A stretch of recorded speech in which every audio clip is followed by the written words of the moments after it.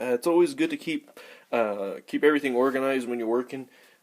Make sure you have a nice workspace with decent lighting. That way you can spread everything out and not be cluttered and misplace things.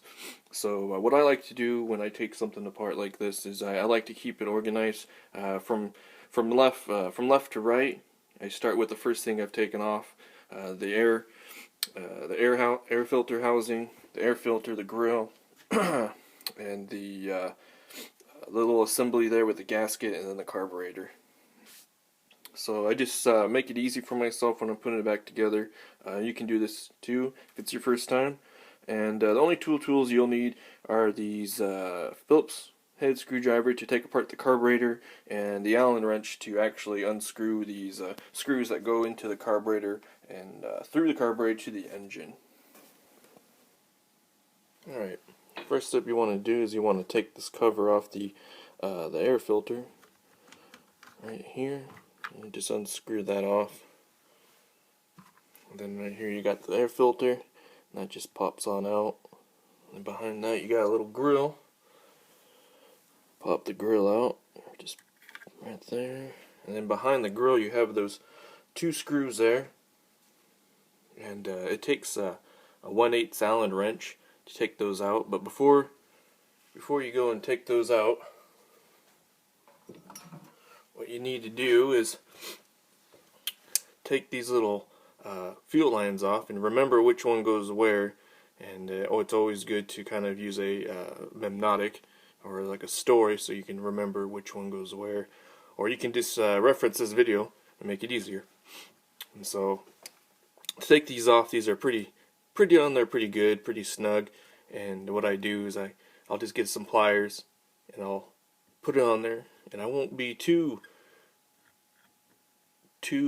forceful, no death grip on this, and just kind of work it back and forth, side to side, and then slowly pull it off, but firmly. But try not to death grip it, because you don't want to damage the pipe underneath here. You just want to take those off so that you can easily get the carburetor out after you get the screws undone here.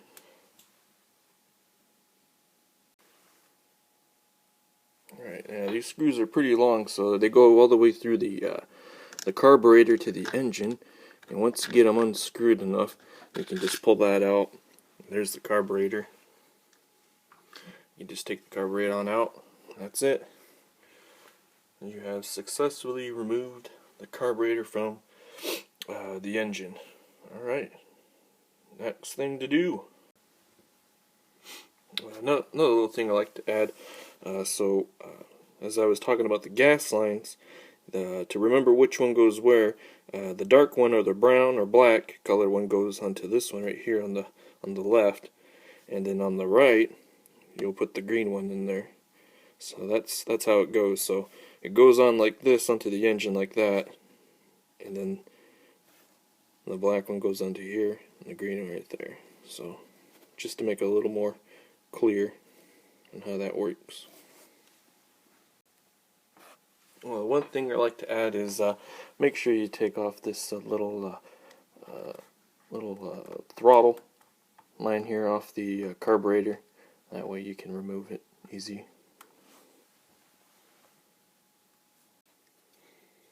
Alright, another little thing I like to add is when you take off this housing, don't forget about this little gasket that goes on just right on over like that. Sometimes it'll be stuck to the back, and it'll come off with it, so just look at there and make sure it's there. If it's not, then you're going to have to get that replaced, of course. Well, when you put it back on, just put a little bit of oil on this gasket just to keep it fresh and good. Alright, for this next part, you're going to use the Phillips head screwdriver to unscrew all four of these screws on top of the carburetor here. And just be careful when you're taking this apart. This little primer bulb could be filled with fuel, so just wear something to protect your hands and your skin when you're taking this off, just in case. And when it's all unscrewed, it should just lift right off of there. So you got this little plate here that goes on top. Well, I still like to keep it in order, so I always do whatever is on top on the left and go to the right. So just like that, and you got the little bulb here, the primer, and then you got this little piece here, and the gasket was attached here, but I've already taken this apart, and this gasket was already being, coming off, and just peeled right on off. So that's why it's like that. But this should be on here. Should be on this one. So here's that, and then here's that little diaphragm here, and there's that part. And now we can go to the bottom. There you go, right there. So once it's unscrewed, you can just lift this up, and it should come off. Yeah, there you go.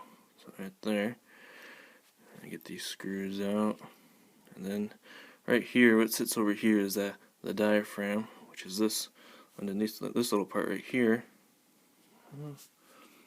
You can't really see it, but before I had a lot of little rust in there developing.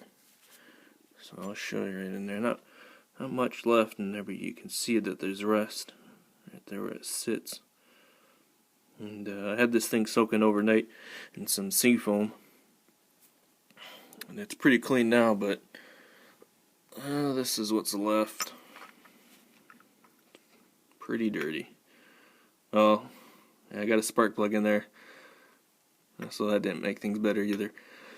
But it was just like this, before I put the spark plug in there.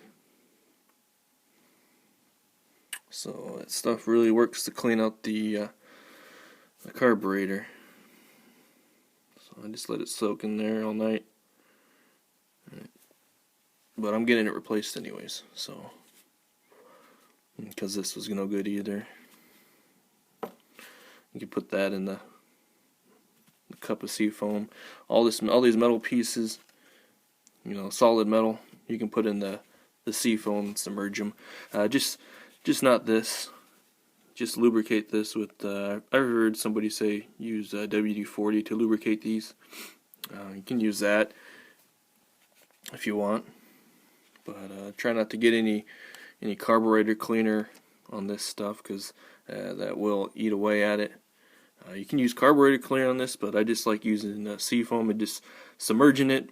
To me, I think it gets a more thorough cleaning inside. So it's whatever you prefer, but that's basically it. That's the carburetor. All right, and now time to assemble it. So when you're done cleaning it and you're ready to assemble it, just remember how you took it off. There's a little hook on this plate here that you wanna make sure that when you put your diaphragm back onto that, it hooks right there, all lines up. So it should all go on one way, and then you can just screw it back on. Screw it right back on here, and just like that. Easy, simple. Nothing. Two little screws here.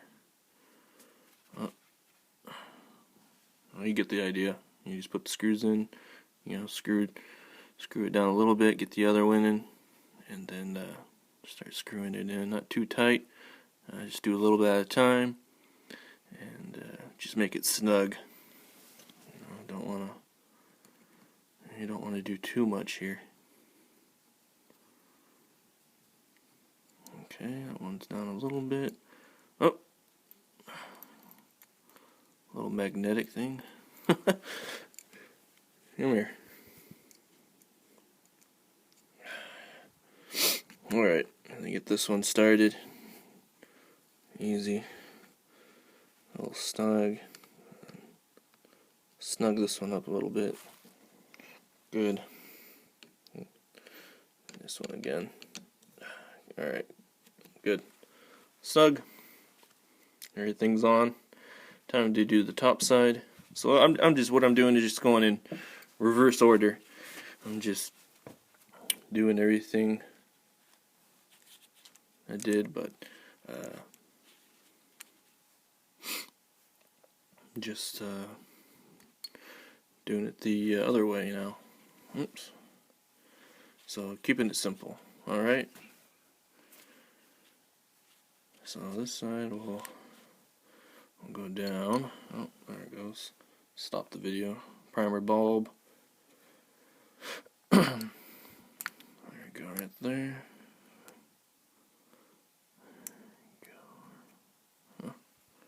There. Get your screws in there. Everything should be lined up. There it goes. No resistance. Nice and smooth. There. They're all in, so it's gonna stay there. It's not gonna shift. And you just want to do. Oh, there it goes. You know, one up there. Start at the bottom then. There, hold it still, make it easier for myself. And then go over here. Just tighten them down a little bit, not too tight. We're not trying to break any records here. Just want to get this on nice and snug. Good contact. Right there you go. And get the idea. It's just easy, simple stuff.